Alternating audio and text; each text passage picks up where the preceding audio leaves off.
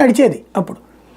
ఇప్పుడు ఒకటేంటంటే తెలుగుదేశం పార్టీలో మాట్లాడిన వాళ్ళు శ్రీనివాసులు రెడ్డి పాలిట్ బ్యూరో ఇచ్చారు, పార్టీ పదవి ఉంది కానీ ప్రభుత్వ పదవి లేదని ఫీల్ అవుతున్నాడు ఆయన.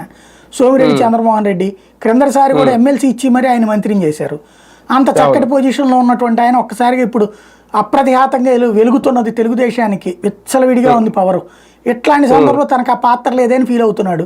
అందుకని బాబు నేను సీనియర్ నండి, మీ నాన్నతో కలిసి పనిచేశాను, నన్ను గుర్తుపెట్టుకోండి లోకేష్ గారు అని గుర్తు చేశాడు. అట్లాగే పిఠాపురం వర్మ పవన్ కళ్యాణ్ గారి పూర్ణిమ అని చెప్పి పక్క వెళ్ళిపోయాడు. ఒకప్పుడు ఇండిపెండెంట్ గెలిచినటువంటి వాడు, అట్లాంటి వాడు పవన్ కళ్యాణ్ పుణ్యం అని చెప్పేసి పక్క వెళ్ళిపోయాడు. ఆయన పట్టించుకోవట్లేదు.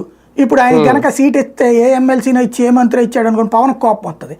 కాబట్టి ఆయనకి ఇవ్వకపోతేనేమో ఆయన భవిష్యత్తు ఏంటో తెలియదు. కాబట్టి బాబు నాకు కనీసం ఎమ్మెల్సీ అన్న ఇవ్వండి, మీరు మంత్రి ఇచ్చినా ఇవ్వబోయినా నన్ను గుర్తుపెట్టుకొని మీ నాన్నగారు నాతో ఇంత ముందు చెప్పారు అని గుర్తు చేయడం కోసం పిఠాపురం వర్మ మాట్లాడింది. వీళ్ళందరూ మాట్లాడింది ఆ కోణంలో నుంచినే, వీళ్ళే కదా మాట్లాడింది. తర్వాత భరత్ ఆల్రెడీ మంత్రిగా ఉన్నాడు. భవిష్యత్తులో ఇక మళ్ళీ చంద్రబాబు మంత్రివర్గాలు కాకుండా తర్వాత లోకేష్ మంత్రివర్గాలే వస్తాయి. అప్పుడు ఈ మాట్లాడిన భరత్ గుర్తుంటాడు కదా, సామాజిక వర్గ పరంగా పనికి వస్తాడు, రాయలసీమ సెంటిమెంట్ ప్రకారం పనికి వస్తాడు. రెండు రకాలుగా లోకేష్ బాబు నన్ను గుర్తుపెట్టుకొని నేను నిన్న పొగిడానని గుర్తు చేస్తున్నాడు.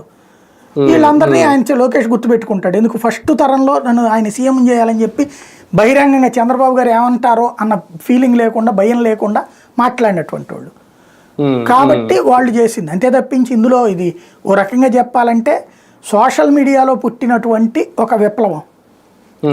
దాంతో ఒక్కసారిగా అప్పటిదాకా నెక్స్ట్ మావాడే సీఎం అనుకుంటున్నటువంటి జనసేన శ్రేణులకు ఒక అభద్రతా భావం వచ్చింది. వెంటనే అదేంది మీరు డిప్యూటీ సీఎం తీసుకుంటే అయితే సరే ముందు అనుకుంది ఆయన సీఎం మా ఆయన డిప్యూటీ సీఎం కదా, ఇప్పుడు డిప్యూటీ సీఎం కాదు సమానంగా ఇంకొకళ్ళు ఇస్తాననేటట్టయితే అయితే మీరు డిప్యూటీ సీఎం తీసుకొని మావాడికి సీఎం ఇచ్చేసేయండి, ఈ చర్చ తీసుకొచ్చారు. రెండవది అదిగో చూడండి ఏరు దాటాక దెబ్బ తగలేసే రకం, ఎంతమంది అట్ట చెప్పి మళ్ళీ ఎట్టెట్ట చేస్తారు అంటూ చర్చ బిగిన్ చేశారు. ఒక అభద్రతా భావాన్ని అపనమ్మకాన్ని సృష్టించారు. ఇప్పుడు అది ఇద్దరు సరిచేయాల్సిన ప్రయత్నం చేస్తున్నారు కానీ మైండ్లలో మళ్ళీ గ్రామీణ ప్రాంతాల్లో చర్చకు వచ్చేసింది ఈ వ్యవహారం ఏంది జీవితంలో అనేది. ఇప్పుడు టీడీపీలో పరిస్థితి చూస్తా ఉంటే, ఎందుకంటే చాలా మంది బాబు గారి ముందు మాట్లాడడానికే భయపడతారంట తెలుగుదేశం పార్టీలో మంత్రులు కానీ ఎమ్మెల్యేలు కానీ. అలాంటిది బాబు గారు ఎదురుగానే మాట్లాడడం అంటే ఇది జరగదనుకోండి. టీడీపీలో కనుక ఇప్పుడు అవిశ్వాసం లాంటిది పెడితే ఏకగ్రీవంగా నారా లోకేష్ గారు ఎన్నికైపోతారా అన్నట్టుగా పరిస్థితి తీసుకొచ్చారు, అలా క్రియేట్ చేశారు.